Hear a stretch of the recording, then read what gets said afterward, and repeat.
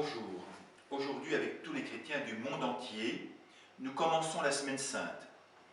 C'est vraiment la semaine la plus importante pour toutes celles et ceux qui se disent amis de Jésus. En effet, durant ces quelques jours, on se souvient de la fin de sa vie et on découvre pourquoi ce qu'il a fait est si important pour tous les hommes. Il a accepté de mourir alors qu'il était innocent. C'est totalement injuste. C'est le pire qui puisse arriver à une personne. Nous-mêmes, quand on apprend que quelqu'un de jeune ou quelqu'un de bien est mort, cela nous remue intérieurement. On a des difficultés parce qu'on ne peut pas accepter l'inacceptable. Eh bien, Jésus a accepté de mourir en étant condamné à mort, alors qu'il n'avait rien fait de mal. Il était innocent parce que toute sa vie, il a invité les hommes à s'aimer les uns les autres. En acceptant de mourir sur la croix, Jésus veut nous faire comprendre que par lui, Dieu est présent à tous les moments de notre vie, y compris quand ça ne va pas, y compris quand nos cœurs sont troublés, y compris quand on ne comprend plus rien à rien. Cette semaine, nous relisons la Passion de Jésus-Christ, c'est-à-dire tout le récit de sa condamnation à mort, du chemin de souffrance qui a été le sien et de sa mort sur la croix. Nous relisons ce texte d'une part lors de la messe des rameaux et d'autre part lors de l'office du vendredi saint. Entre les deux, il y a le jeudi saint. Lors de nos célébrations dans nos paroisses, il était prévu une participation particulière de celles et ceux qui se préparent à la première communion. En effet, lors de cette messe, on se souvient que Jésus nous a fait le cadeau de l'Eucharistie pour que nous puissions recevoir son corps, c'est-à-dire recevoir sa vie en communion. Il veut vraiment être avec nous et être notre compagnon de chaque instant par sa présence en nous-mêmes. Le samedi saint, à la veillée pascale, et le jour de Pâques, on se rappelle la résurrection de Jésus-Christ. Il a été plus fort que la mort, et donc il peut être plus fort que tous les moments de souffrance, de difficulté et même de péché que nous pourrions avoir.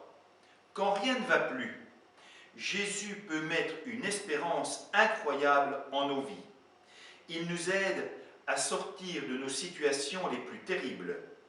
Et même quand viendra le jour de notre mort, il nous offrira de dépasser cette mort. Il nous offrira de vivre dans le royaume d'amour de Dieu. Cette espérance peut aussi nous soutenir quand il y a la mort d'un de nos proches. Grâce à la foi, nous savons que ceux qui sont morts sont toujours vivants, ailleurs, dans le bonheur avec Dieu. Et nous savons également qu'ils restent en lien avec nous. Au tout début de la Semaine Sainte, habituellement, la célébration du dimanche des rameaux commence par la bénédiction des buis. Cela ne sera pas possible cette année, mais je voudrais vous en parler, car il est très intéressant de découvrir que cette messe qui nous parle de Jésus qui accepte de donner sa vie en mourant sur une croix commence par une page d'évangile dans laquelle on le voit bien vivant, acclamé par tous. Je vous lis ce passage. C'est de l'évangile de Jésus-Christ selon saint Matthieu. Jésus et ses disciples, approchant de Jérusalem, arrivèrent en vue de Bethphagée, sur les pentes du mont des Oliviers. Alors Jésus envoya 2 disciples en leur disant « Allez au village qui est en face de vous.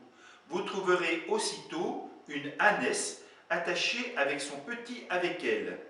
Détachez-les et amenez-les-moi. Et s'il vous dit quelque chose, vous répondrez « Le Seigneur en a besoin. » Et aussitôt, on les laissera partir.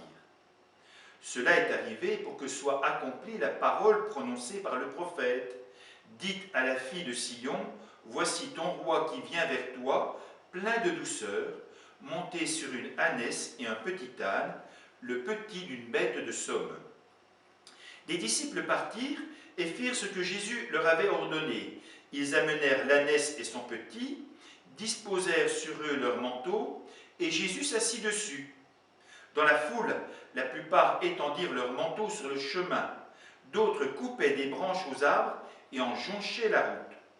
Les foules qui marchaient devant Jésus et celles qui suivaient criaient « Hosanna au fils de David, béni soit celui qui vient au nom du Seigneur, Hosanna au plus haut des cieux ». Comme Jésus entrait à Jérusalem, toute la ville fut en proie à l'agitation et disait « Qui est cet homme ?»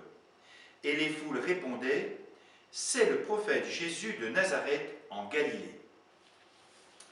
Voilà, ce petit texte qui débute habituellement la Semaine Sainte est extrêmement important. En effet, si nous entrions dans la Semaine Sainte directement avec le récit des souffrances et de la mort de Jésus, nous pourrions comprendre qu'aimer, c'est être capable de donner sa vie, c'est être capable de risquer sa vie pour les autres. N'en doutons pas, ceux qui actuellement travaillent pour combattre le coronavirus sont de ceux qui savent aimer vraiment. Cette découverte, elle est déjà importante. Elle nous parle du don comme signe par excellence de l'amour.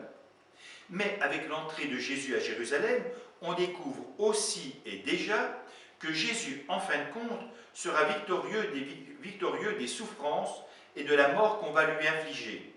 Il va gagner le combat contre ceux qui ont refusé son message d'amour et également le combat contre la mort. Et cela est essentiel. Premièrement, cela nous donne de l'espérance et du courage pour conduire tous les combats de notre existence.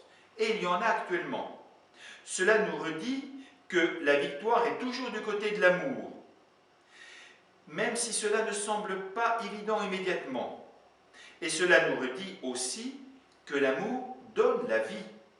Quand nous sommes capables de prendre de temps pour les autres, quand nous sommes capables de donner aux autres, d'abandonner notre confort pour être aimant pour les autres, alors c'est la vie qui gagne.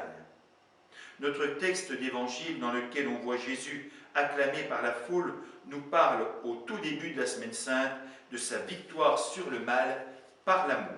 Mais attention, notre passage nous dit autre chose d'extrêmement important. Je vous ai parlé de victoire, je vous ai dit que Jésus allait gagner un combat, je vous ai dit qu'il était acclamé, il est même acclamé comme un roi. Avec tout cela, on aurait pu penser qu'il allait avoir la grosse tête. Or, il ne faut pas oublier deux personnages bien présents dans notre récit, une ânesse et son petit. Non, Jésus n'est pas un maître de guerre qui va combattre sur un beau cheval, sur sa belle monture. Il est un maître de l'amour et son chemin d'amour passe par l'humilité. Il nous rappelle que plus on sait être petit, plus on sait aimer. Retenez cela et vivez une Semaine Sainte enrichissante. Vos parents ont reçu un message avec en particulier plusieurs propositions de chemin de croix pour les plus petits, pour les enfants, pour les jeunes, pour les ados et même pour les adultes. Prenez du temps pour méditer un de ces chemins de croix. Et puis, si vous le voulez, il y a aussi la possibilité de regarder des célébrations à la télévision ou sur Internet. Je renverrai durant la semaine plusieurs liens avec des propositions des pères de Notre-Dame-du-Chêne et de moi-même pour vous aider à grandir dans la foi. À bientôt.